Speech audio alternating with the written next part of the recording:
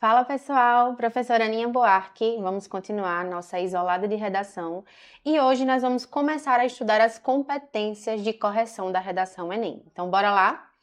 Vamos iniciar nessa aula estudando a competência 1. Mas antes de adentrar na competência 1, entendermos tudo que ela cobra e que ela requer do candidato, a gente vai entender brevemente o que é cada uma dessas competências, tá? Então, basicamente, a competência de correção é a forma como o Enem divide a avaliação da sua redação. A forma de correção do Enem, ela é facilitadora para o candidato. Por quê? Ao invés de eu corrigir apenas o texto como um todo, e aí eu acabar despontando ou às vezes penalizando mais o candidato em determinado ponto ou outro, essa avaliação ela é dividida nessas competências, que são basicamente tópicos, digamos assim, que vai avaliar cada parte do texto ou cada elemento do texto de maneira isolada. Ou seja, isso faz com que você possa ter uma chance maior de alcançar uma nota máxima, né, de alcançar ali os 1.000 pontos, ou de ser melhor em algumas das competências, sem que você acabe sendo prejudicado em outra coisa. Por exemplo, digamos que você tem uma dificuldade aí de desenvolver muito ideias, de se estender na argumentação. Mas não é por causa disso que você vai perder ponto na forma de escrita, por exemplo, caso você escreva tudo corretamente em relação à gramática. Então, essas divisões de competências permitem que você não seja penalizado mais de uma vez, por exemplo, em âmbitos diferentes, tá? Então, o Enem, ele divide essa correção, né, da redação em 5 competências distintas. Cada competência vai avaliar uma habilidade específica que você precisa desenvolver no seu texto durante a redação. A competência 1 diz respeito ao domínio da língua portuguesa, então vai avaliar aí a forma de escrita, as questões gramaticais, a escolha de registro, os elementos que nós vamos estudar mais especificamente nessa aula. A competência 2, ela está relacionada à proposta de redação, a maneira como você compreende a proposta e aplica os seus conhecimentos dentro do tema e da tipologia textual, que é o texto dissertativo argumentativo. A competência 3, ela diz respeito à organização e à seleção dos elementos para a defesa desse ponto de vista que é abordada no seu texto, tá? Então, ela vai avaliar se você seleciona, relaciona, organiza, né, os argumentos, os fatos, as opiniões em defesa desse ponto de vista. A competência 4, ela vai estar relacionada aos mecanismos linguísticos de coesão e de coerência textual. Então, peguei essas ideias, pensei, selecionei como que eu organizo agora dentro do meu texto para que ele seja coeso, para que ele seja coerente. Então, essa competência vai avaliar isso. E a competência 5, que é a última, mas não menos importante, ela avalia a proposta de intervenção. A maneira como o candidato elabora essa proposta, articulada com os problemas apresentados no texto e também trazendo os 5 elementos que são os 5 elementos necessários dentro da proposta de intervenção, tá? Aqui é só um apanhado geral de cada uma dessas competências, mas nós vamos estudar individualmente cada uma delas e entender o que cada uma vai cobrar exatamente de você enquanto candidato que vai estar ali escrevendo a redação, tá? Então, começando pela competência 1, esse documento que a gente tem aqui, essa imagem que vocês têm aí, é a matriz de referência do INEP, tá? Todos os anos, o INEP ele disponibiliza 2 documentos muito importantes. Um documento, ele é destinado aos corretores de redação, tá? Que é para explicar, mostrar tudo que o corretor ele deve avaliar dentro do texto. E o outro documento é a cartilha do participante. Essa é destinada a você, candidato. Para quê? Para que você entenda exatamente em que você vai ser cobrado, tá? O que que eu faço? Eu gosto de basear a aula não na cartilha do participante, até porque esse é um documento que você já tem com maior facilidade, e sim na cartilha do corretor. Por quê? Porque traz coisas mais específicas, traz informações mais detalhadas de como essa redação ela deve ser avaliada. Então, nada melhor do que saber como eu vou ser avaliado do que saber o que o corretor vai cobrar de mim, né? Então, essa é a matriz de referência para essa competência, tá? O que é essa matriz de referência? Ela vai mostrar os níveis que a sua redação ela pode obter, tá? A gente vai enquadrar a redação em um desses 5 níveis. Cada nível corresponde a uma pontuação. Do nível menor, que é o nível 0, ou seja, a competência ela vai ser zerada, você não recebe pontuação nessa competência, ao nível 5, que é a nota máxima. Então, no nível 5, você consegue atingir os 200 pontos nessa competência, tá? Sabemos que a redação ela vale até 1.000 pontos e cada competência vale até 200 pontos. Então, para que você consiga atingir os 1.000 pontos na redação, você precisa atingir 200 em todas as 5 competências. No caso da competência 1, para que você atinja, né, os 200 pontos, você ficaria aí no nível 5. O que é esse nível 0? Demonstra desconhecimento da modalidade escrita formal da língua portuguesa. Quando a gente recebe lá a proposta de redação, né, quando você abre a página, você já tem lá, escreva um texto em modalidade formal da língua portuguesa. Então, a primeira exigência para a escrita da redação Enem é a modalidade formal, né? Então, de cara, o Enem já mostra para você o quanto essa competência é importante, o quanto você vai ser avaliado nesse sentido, tá? Então, o que faz com que um candidato tire a nota 0? Um texto que apresente uma estrutura sintática inexistente, que é o que nós vamos ver aqui, tá? Que apresente um número considerável de desvios gramaticais, desvios de convenções da escrita, então erros de pontuação, de acentuação, né, de grafia das palavras, algo que faça com que o seu texto ele não apresente como é que eu posso dizer, um conjunto completo ali, uma unidade de sentido, que eu consiga ler e entender a mensagem que você está querendo passar, tá? Então, se eu não consigo entender isso, eu fico ali nesse nível 0. O nível 1 é um texto que é pontuado aí com 40 pontos, né? A nota mínima na competência. É um texto que vai demonstrar um domínio precário, tá? É importante a gente analisar essas palavras-chave que aparecem em cada uma das matrizes, ó. No 0, nós vimos desconhecimento, ou seja, nada, né? Aqui no nível 1, tem um domínio, só que esse domínio é precário, ou seja, ele é muito escasso, ainda apresenta muitos erros, né? Vários desvios, a questão da escolha de registro, muitas marcas de oralidade e principalmente a questão da estrutura sintática, tá? Então, você vai ficar aí no máximo com 40 pontos nessa competência. O nível 2, você chega a 80 pontos. Você demonstra um domínio insuficiente, tá? Tem ali algumas palavras que estão escritas de maneira correta, tem uma estrutura sintática aí que pode ser deficitária, mas aparece, porém ainda com muitos desvios gramaticais, de escolha de registro e de convenções da escrita. Então a gente sempre vai ver esses 3 elementos: desvios gramaticais, escolha de registro e convenções da escrita, tá? Que, tirando a parte da estrutura sintática, são os outros 3 elementos que compreendem essa competência. Nível 3, demonstra domínio mediano da modalidade escrita formal da língua portuguesa e de escolha de registro. Vejam que aí já apareceu a expressão mediano, tá? É quando a nota nessa competência ela fica em torno de 120 pontos.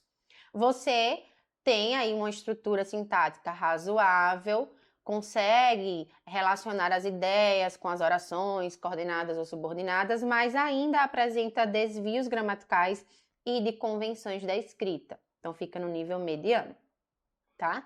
E aí nós temos os 2 níveis mais altos, que é o nível 4 e o nível 5. Nível 4, 160 pontos, e o nível 5, a nota máxima, os 200 pontos. O que é que muda de um para o outro?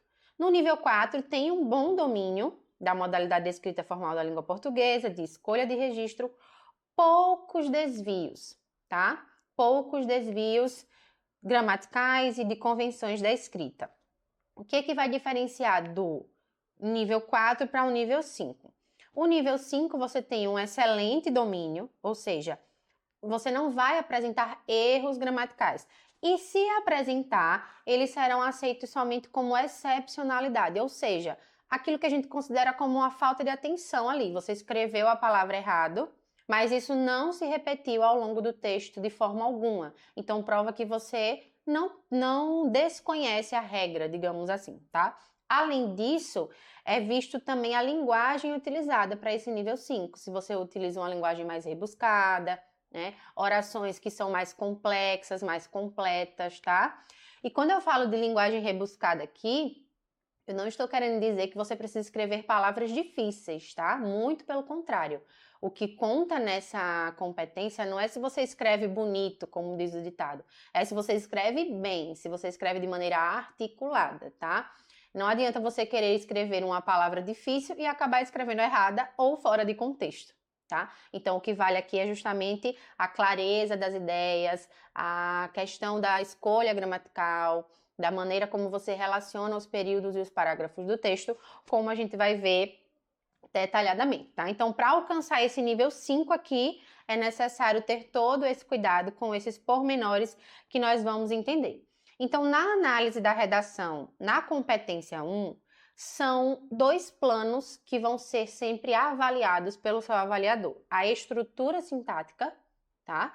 E os desvios. São 2 planos muito importantes que você precisa entender o que são cada um deles e como conseguir, né, alcançá-los de maneira eficiente, tá?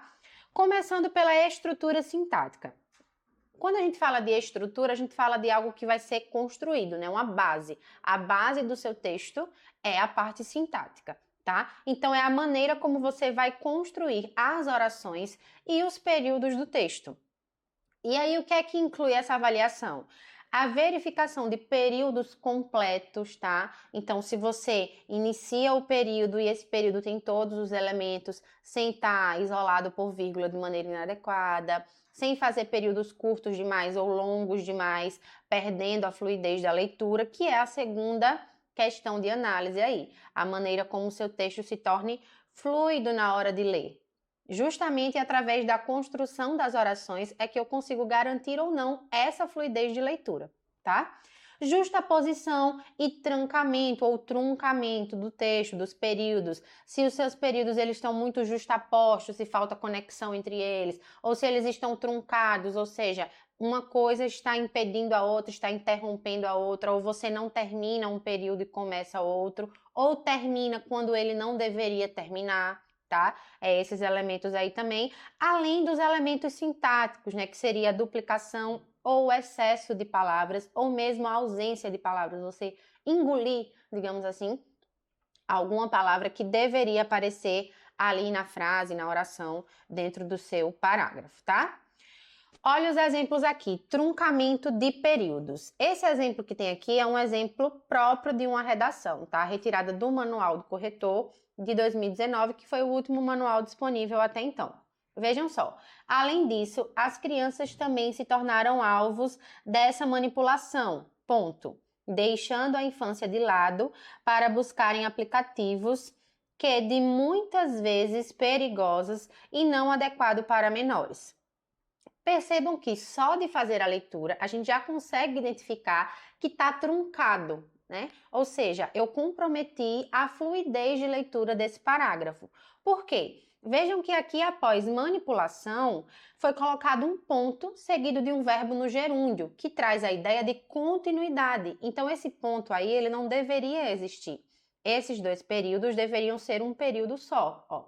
As crianças também se tornaram alvos dessa manipulação, deixando a infância de lado para usarem aplicativos. E aqui nesse caso, ele traz uma intercalação que também é desnecessária e ainda usa uma preposição que não cabe no contexto, né? O que de muitas vezes. Então, que muitas vezes são perigosas, né? E não adequadas. Então, toda essa construção ela ficou truncada. Quando eu leio, eu atrapalho a fluidez da leitura e isso faz com que eu perca pontos nessa competência, certo? Justaposição de orações ou períodos. A gente já tem aí um outro exemplo. O comportamento de pessoas que usam a internet é simplesmente de amor por usar um simples aparelho celular. Elas têm o mundo em suas mãos com dicas de estudo, informação e tudo sobre o mundo. Têm em suas mãos as redes sociais, na qual você pode fazer tudo, postar suas coisas, seu dia a dia. A internet pode até mudar seu estilo de vida para um jeito melhor. Veja que falta até fôlego para ler. Por quê? Porque tá tudo colado, tudo justaposto aí. Eu não tenho o contrário do exemplo anterior, eu não tenho nenhum ponto, eu não tenho nenhuma separação de períodos, então as ideias elas ficam todas ligadas, uma informação vai se colocando sobre a outra e eu perco totalmente a estrutura sintática desse parágrafo, tá? Então esse é um outro exemplo de um erro que faz com que você perca pontos na C1. Olhem a diferença se eu separasse, né? Se eu dividisse esses períodos. Dividiria aí. O comportamento de pessoas que usam a internet é simplesmente de amor, né? Aí eu tenho um ponto. Por usar um simples aparelho celular, ela tem o mundo em suas mãos, com dicas de estudo, informação e tudo sobre o mundo. Ou o comportamento de pessoas que usam a internet é de amor por usar um simples aparelho celular. Vejam que aqui tem um erro de grafia que já estava no texto, né? O verbo usar. Mas aí já é o outro erro que a gente vai ver mais na frente. Ela tem o mundo em suas mãos, com dicas de estudo, informação e tudo sobre o mundo. Então, quando eu divido esse período que deveria estar junto, né, em dois períodos distintos, eu tenho uma falha de estrutura sintática. Além de que a pontuação ela também ficou comprometida, atrapalhando a fluidez de leitura. Então, eu acabo cometendo o erro de dois planos diferentes aí, impactando ainda mais a nota nessa competência. Excesso, duplicação ou ausência de palavras. Ó. Muitos garotinhos já são bastante famosinhos pelas as redes sociais. Então vejam que aí acrescentou um artigo que é indevido. Quando eu tenho aí o pelas, eu tenho uma contração da preposição por com o artigo a, nesse caso com o artigo as, né, no plural. Então seria pelas redes sociais. Não havia necessidade de repetir o artigo. Isso é o que nós chamamos de duplicação, de excesso, que também caracteriza um erro de elemento sintático e também faz com que se perca pontos na competência 1, tá? E agora para a parte dos desvios. A gente viu tudo que compromete a estrutura sintática, o truncamento, o excesso, a fluidez da leitura. Agora a gente vai para a parte de desvios, que é outro ponto que também conta muito nessa competência e se torna aí o calcanhar de Aquiles da maioria dos candidatos em redação Enem, que acabam não conseguindo fechar a C1, tá? Então a gente tem que estar sempre muito atento a esses desvios. Esses desvios eles podem ser de convenções da escrita, ou seja, as regras, né, que se convencionou pelos gramáticos em relação à acentuação, à ortografia, ao uso de hífen, tá? Muito cuidado com isso.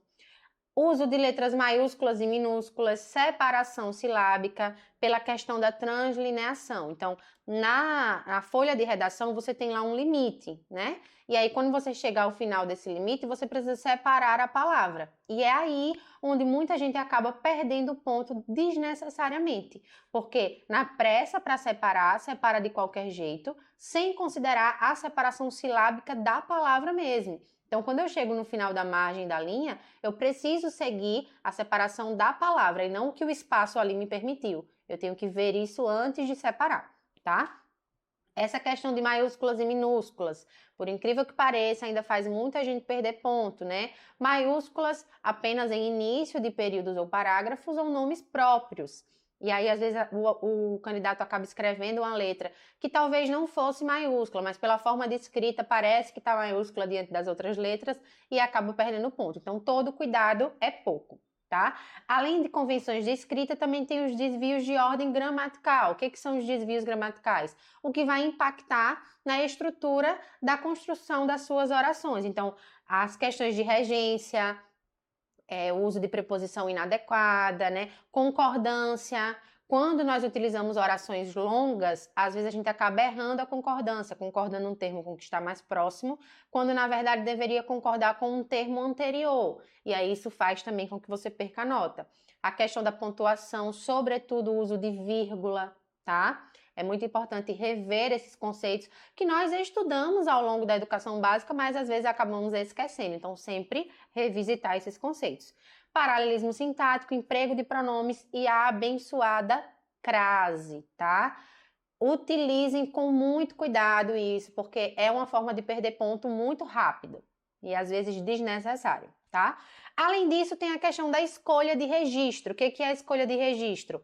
O uso da linguagem formal. Nós utilizamos muito, às vezes, principalmente pela nossa era tecnológica, marcas de oralidade na escrita. E isso não é permitido, já que é exigido uma linguagem formal, tá? E a escolha vocabular são a questão de palavras imprecisas, palavras que na nossa língua portuguesa nós temos muitas palavras sinônimas, né? Mas tem às vezes significados diferentes. Então precisa também ter esse cuidado, tá? Então, essa competência, a competência 1, ela vai avaliar a superfície do texto, ou seja, a parte externa mesmo ali, a maneira como você apresenta o seu texto, tá? Linguisticamente falando. Então, é muito importante dar muita atenção a essa competência. Por quê? Porque é o que vai impactar de forma direta no seu texto. Você pode trazer ideias incríveis, argumentos que são muito importantes, mas se você não souber organizar isso muito bem linguisticamente, você já vai de cara impactar a sua nota, tá? Então, muita atenção a esses detalhes. Tem uma gramaticazinha de bolso ali sempre para consultar. E toda vez que escrever o texto, reler esse texto, revisitar a pontuação, olhar as vírgulas, os acentos, antes de passar de fato para folha oficial, certo? Então, até a próxima aula, onde nós veremos a competência 2.